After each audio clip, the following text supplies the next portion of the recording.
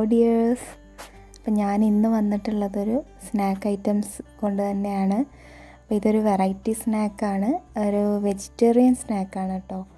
ഇത് നമ്മൾ ഉണ്ടാക്കുന്നത് നമ്മുടെ ചവ്വരി, സാബൂദന എന്നൊക്കെ പറയുന്ന, സാബൂനരി എന്നൊക്കെ പറയുന്ന സാധനം വെച്ചിട്ടാണ് ഇത് ഉണ്ടാക്കുന്നത്. അപ്പോൾ ഇത് പ്യുവർ വെജിറ്റേറിയൻ ആണ്. അപ്പോൾ നിങ്ങൾക്ക് ഇതിൻ്റെ ചിക്കൻ ഫ്ലേവറൊക്കെ വേണമെന്നുണ്ടെങ്കിൽ വേവിച്ച ചിക്കൻ പൊടിച്ചിട്ട് ഇതിൻ്റെ കൂടെ ആഡ് ചെയ്ത് കൊടുക്കുക കേട്ടോ. അപ്പോൾ ഞാനിത് ഉണ്ടാക്കുന്നത് ചിക്കനൊന്നും ഇല്ലാതെയാണ്, ഉരുളൻകിഴങ്ങ് കൂട്ടിയിട്ടാണ് ഉണ്ടാക്കുന്നത്. അപ്പോൾ നമുക്ക് റെസിപ്പിയിലേക്ക് കിടക്കാം. അപ്പോൾ അതിന് വേണ്ടിയിട്ട് ഞാനിവിടെ ഒരു കപ്പ് നിറയെ ചവ്വരി എടുത്തിട്ടുണ്ട്. ഈ കപ്പ് എന്ന് പറഞ്ഞാൽ 250 ml ഒരു കപ്പാണ്, അത് നിറയെ എടുത്തിട്ടുണ്ട്.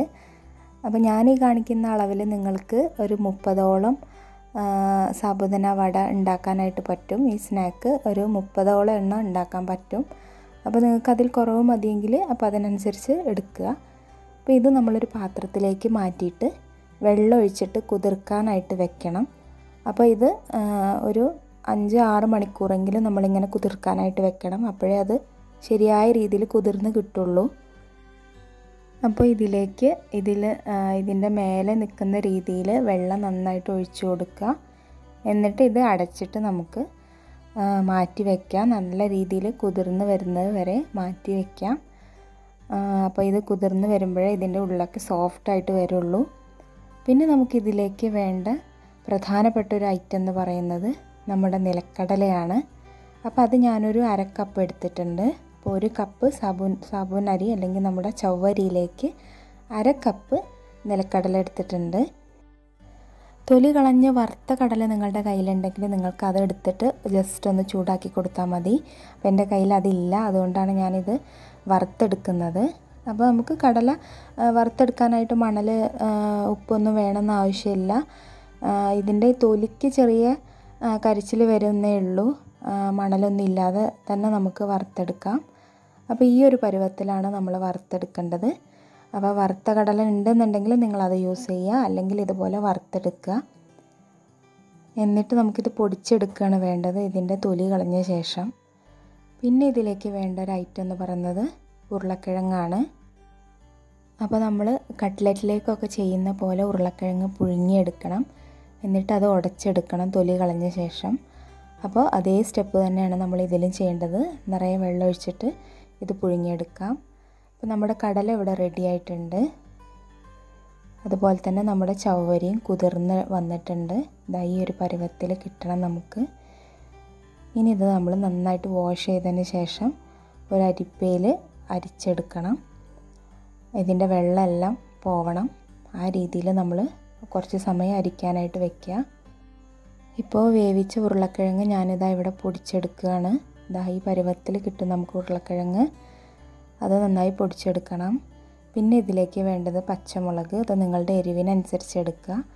പിന്നെ ഞാൻ കടല തൊലി കളഞ്ഞെടുത്തിട്ടുണ്ട്. ഇനി ഇത് പൊടിച്ചെടുക്കണം.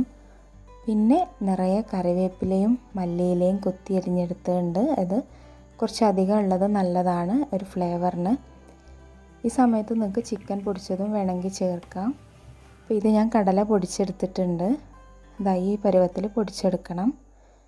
ഇനി നമുക്ക് മിക്സിങ് തുടങ്ങാം. ഉരുളക്കിഴങ്ങ് പൊടിച്ചെടുത്തതിലേക്ക് നമുക്ക് നമ്മുടെ ചവ്വരി കുതിർത്ത് വെച്ചത് അരിപ്പയിലൂടെ അരിച്ചെടുത്തതാണ്. ഇത് ചവ്വരിയുടെ പാകം എന്ന് പറയുന്നത് ഇതുപോലെ നമ്മൾ കയ്യിൽ പ്രസ് ചെയ്യുമ്പോൾ ഇതുപോലെ ഇങ്ങനെ ചതഞ്ഞ് കിട്ടും. അതാണ് അതിൻ്റെ പാകം. ഇതുപോലെ കിട്ടും. ആ രീതിയിൽ ആയി വരണം. ഇനി ഇത് ഈ അരിപ്പയിൽ നിന്ന് ഞാൻ ഇതിലേക്ക് മാറ്റാൻ പോവുകയാണ്. ഈ മിക്സിംഗ്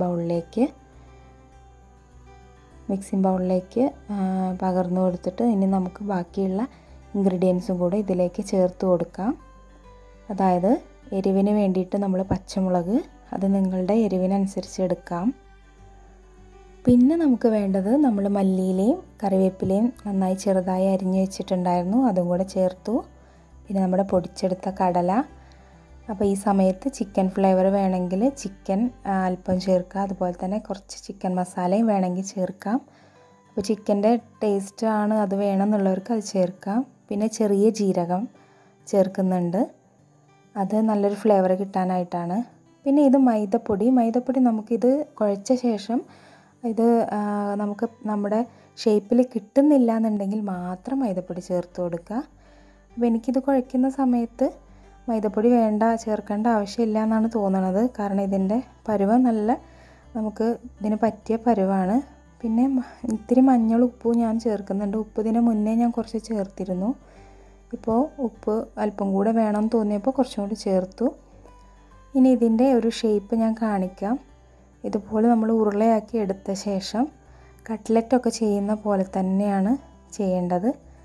അപ്പോൾ ഇത് വളരെ തിന്നായി പോകരുത്, എന്നാൽ ഒരുപാട് കട്ടി കൂടി പോവുകയും ചെയ്യരുത്. ഈ ഒരു പരുവത്തിൽ നമുക്ക് ഓരോന്നും ഷേപ്പ് ചെയ്തെടുക്കാം. ഇപ്പോൾ ഇതാ ഞാനെല്ലാം ചെയ്തെടുത്തിട്ടുണ്ട്. കുറച്ചുകൂടെ ചെയ്യാനുണ്ട്. അപ്പോൾ നമുക്ക് ആകെ ഒരു ഏകദേശം 25-30 ഇതിൻ്റെ ഇടയിലായിട്ട് നമുക്ക് കിട്ടും. അപ്പോൾ ഇനി നല്ല ചൂടായ എണ്ണയിലിട്ട് ഇത് വറുത്ത് കോരാണ് അടുത്ത സ്റ്റെപ്പ് എന്ന് പറയുന്നത്. വറുക്കുന്ന സമയത്ത് ശ്രദ്ധിക്കേണ്ട കാര്യം, എണ്ണയിലിട്ട് അത്യാവശ്യം നന്നായി ചൂടായ ശേഷം മാത്രമേ ഒന്ന് മറിച്ചിട്ട് കൊടുക്കാൻ പാടുള്ളൂ. ആ ഇട്ട പാട് തന്നെ നമ്മൾ സ്പൂണിട്ട് ഇളക്കി കഴിഞ്ഞാൽ ഇതാകെ പൊടിഞ്ഞു പോകും. അപ്പോൾ അത് നിങ്ങൾ ശ്രദ്ധിക്കുക. അപ്പോൾ നമ്മുടെ ചവ്വരി വട റെഡി ആയിട്ടുണ്ട്. നല്ല നമുക്ക് വെജിറ്റേറിയൻ കഴിക്കാനൊക്കെ ഇഷ്ടപ്പെടുന്നവർക്ക് നല്ല ടേസ്റ്റായിട്ട് കഴിക്കാൻ പറ്റുന്ന ഒരു വടയാണ്, ഒരു വെറൈറ്റി സ്നാക്കാണ്. അപ്പോൾ ചിക്കൻ ഫ്ലേവർ വേണമെങ്കിൽ ആഡ് ചെയ്തിട്ട് നിങ്ങൾക്ക് അങ്ങനെയും കഴിക്കാം. അപ്പോൾ നമ്മുടെ ഇഫ്താറിന് ഇത് പുതിയൊരു ഐറ്റമായിട്ട് നിങ്ങൾക്ക് പരീക്ഷിക്കാവുന്നതാണ്. അപ്പോൾ മറ്റൊരു വീഡിയോ ആയിട്ട് കാണാം. താങ്ക്